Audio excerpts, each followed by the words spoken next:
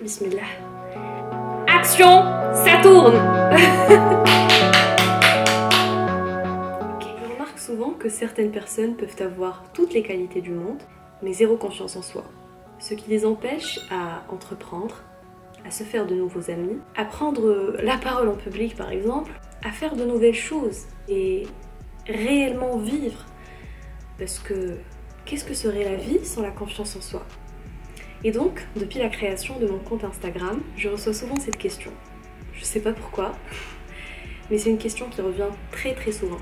Et je pense que la question intéresse énormément parce que c'est peut-être l'un des plus grands freins chez l'être humain et chez les jeunes. Donc je vais essayer de traiter avec vous ce sujet à ma manière. Je ne suis ni coach ni professionnelle, je suis juste une amie qui va essayer de partager son expérience avec vous.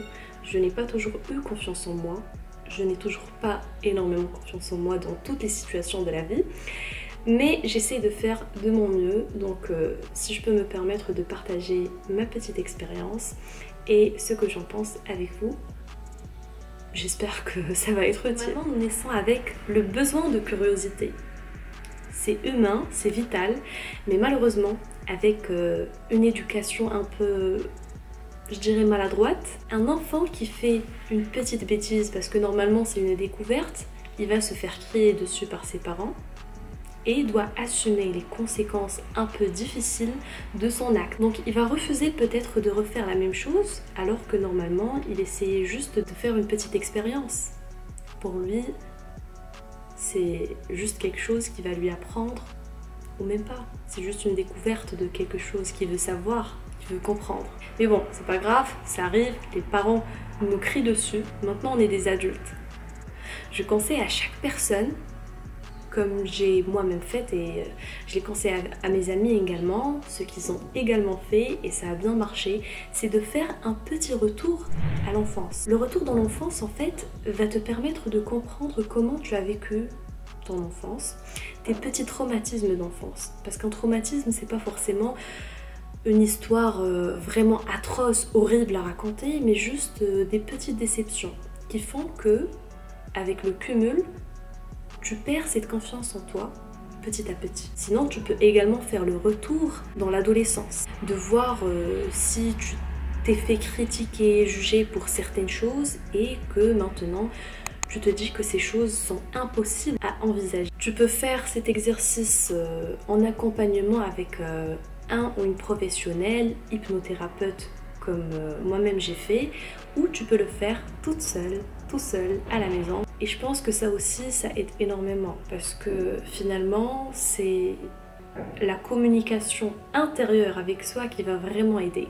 Mais le fait d'être assisté par un professionnel, ça va te permettre d'être mieux guidé, tout simplement.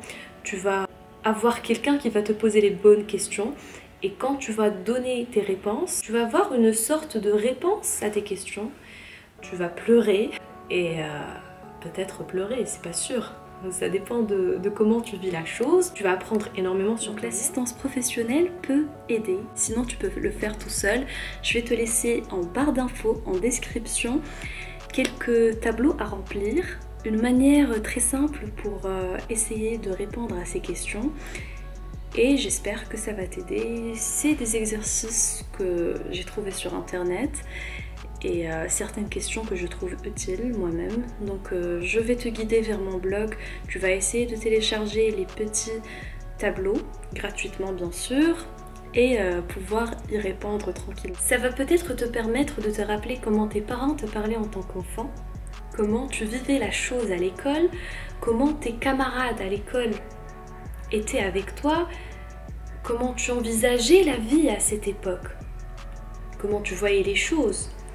Et qu'est-ce qui fait qu'aujourd'hui, tu n'as plus réellement confiance en toi pour un événement ou deux, ou plutôt une série d'événements. Ce qui est important ici, c'est de creuser dans le passé, non pas pour réveiller des peines, mais plutôt de creuser pour arriver à comprendre pourquoi le subconscient interprète certaines choses d'une manière parfois maladroite, parce qu'on a eu beaucoup d'expériences dans lesquelles ce n'était pas réellement facile à vivre.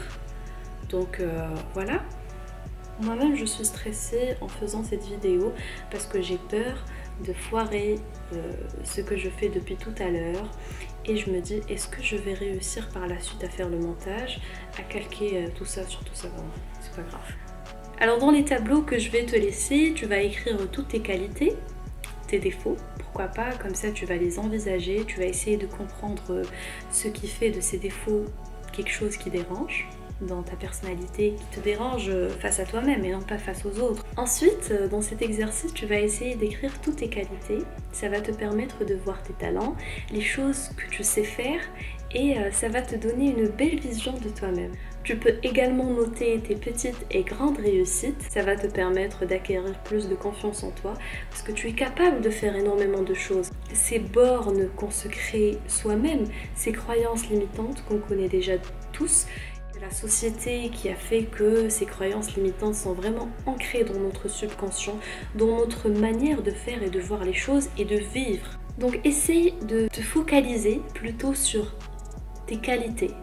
Bien évidemment, c'est important de voir en face ces défauts également, d'essayer de les traiter, de comprendre si c'est vraiment des défauts, si parfois il y a quelques défauts qui s'avèrent être une qualité, comme le fait d'être parfois un peu têtu. Ça te permet de rester accroché à tes rêves. Donc essaye de voir même tes défauts comme des qualités, sans bien évidemment rester noyé dans l'erreur. Je préfère corriger mes défauts et essayer d'être une meilleure version de moi-même plutôt que de dire ok c'est un défaut, je le garde comme ça, parce que finalement vis-à-vis de moi-même, au fond de moi, je ne vais jamais être satisfaite de ces défauts. Je vais juste faire semblant de les assumer. Donc il faut essayer de les accepter d'une manière plutôt saine ou de voir si c'est réellement des défauts. Si c'est vraiment des défauts, j'essaie de les corriger. On n'est jamais parfait, on ne le sera jamais d'ailleurs, mais ce qui est bien chez les personnes qui ont confiance en elles, c'est des personnes qui ne pensent pas trop, qui n'ont pas beaucoup de doutes.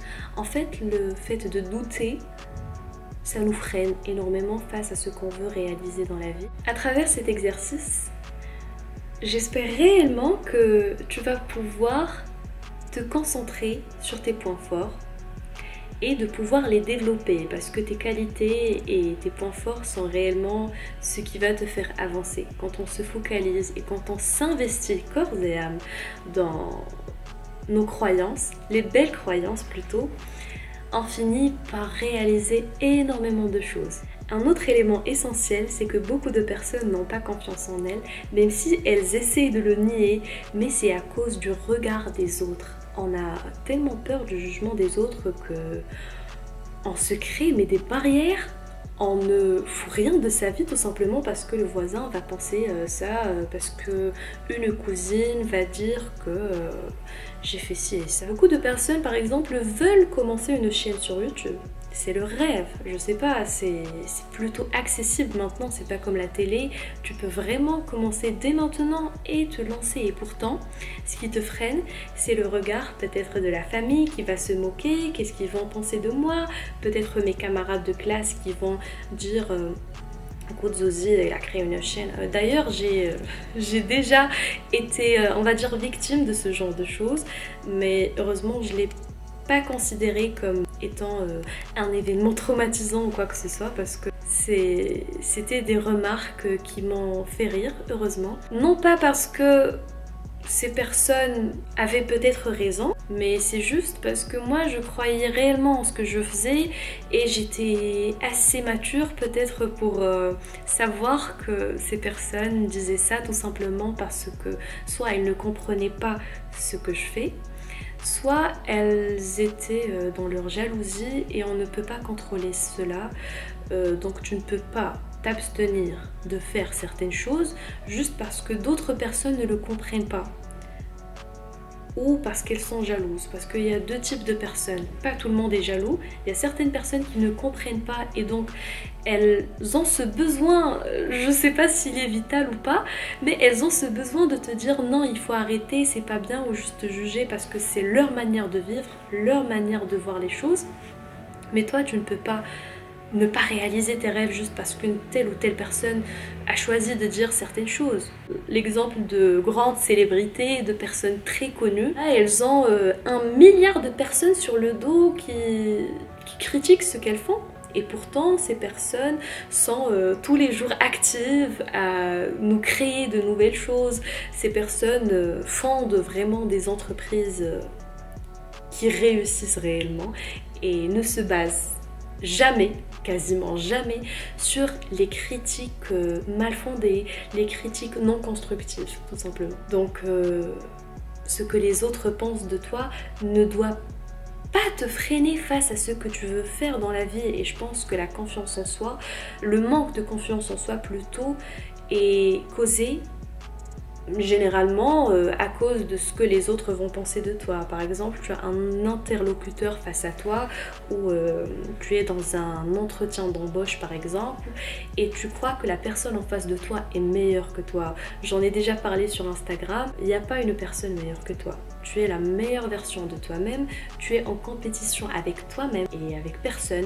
Si cette personne est dans le jugement, c'est pas ton problème en fait. Il faut vraiment voir les choses de cette manière. D'ailleurs, j'en ai parlé sur Instagram il y a, je pense, 1 an.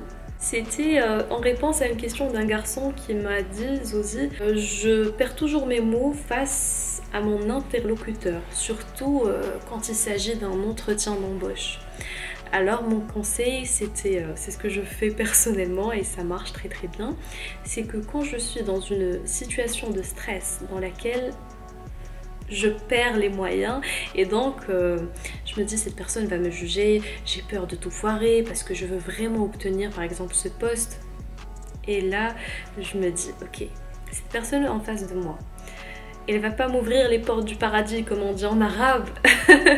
Elle ne va pas me donner la clé du bonheur. Elle ne va pas me transférer des milliards dans mon compte bancaire. Donc cette personne, je vais la considérer comme un robot. Je vais répondre à ses questions comme si j'étais face à un robot qui a des performances assez avancées. Donc je vais répondre quand même avec intelligence, je vais répondre à cette personne et essayer de la convaincre comme si je parlais à un robot assez avancé mais sans émotion. En fait, le fait de travailler ou de se baser trop sur ses émotions, ça nous empêche de se concentrer sur l'essentiel. C'est-à-dire si cette personne me pose une question qui demande de la concentration, au lieu de penser à la réponse, d'essayer de calculer le résultat, je me concentre sur si cette personne me voit mal, si elle va juger mon style vestimentaire, si elle me trouve belle, au lieu de me concentrer réellement sur ce que je dois donner comme réponse. Donc je vais considérer cette personne. C'est un peu malsain, je sais pas si c'est bien de dire ça, mais personnellement ça marche pour moi.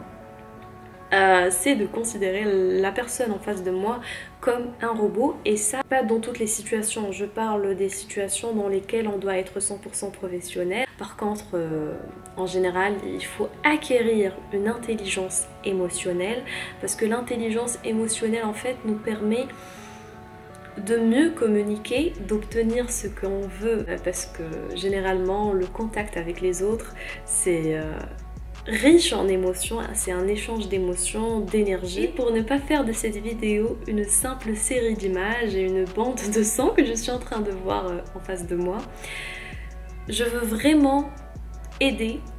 Et c'est juste un besoin humain de vouloir partager certaines choses qui seraient utiles, parce que ce qui me fait le plus plaisir, c'est les personnes qui viennent vers moi pour me dire que j'ai pu aider dans quelque chose. C'est magique, je ne me vante pas, c'est juste que j'en parle avec fierté.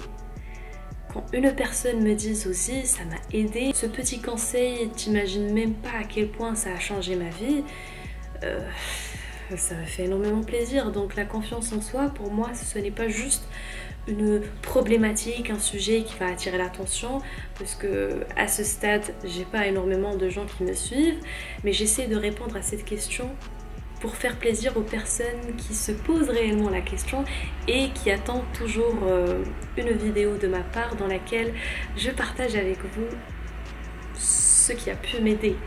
Moi-même, je suis, comme je vous le dis toujours, en train d'apprendre. Et vous savez, j'ai les mains très moites, tout simplement parce que j'ai peur de foirer cette vidéo. Je sais même pas si je vais la poster.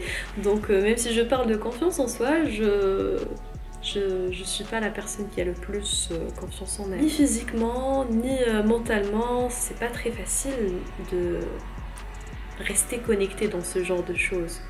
De garder le fil, de garder la tête haute. C'est pas toujours facile.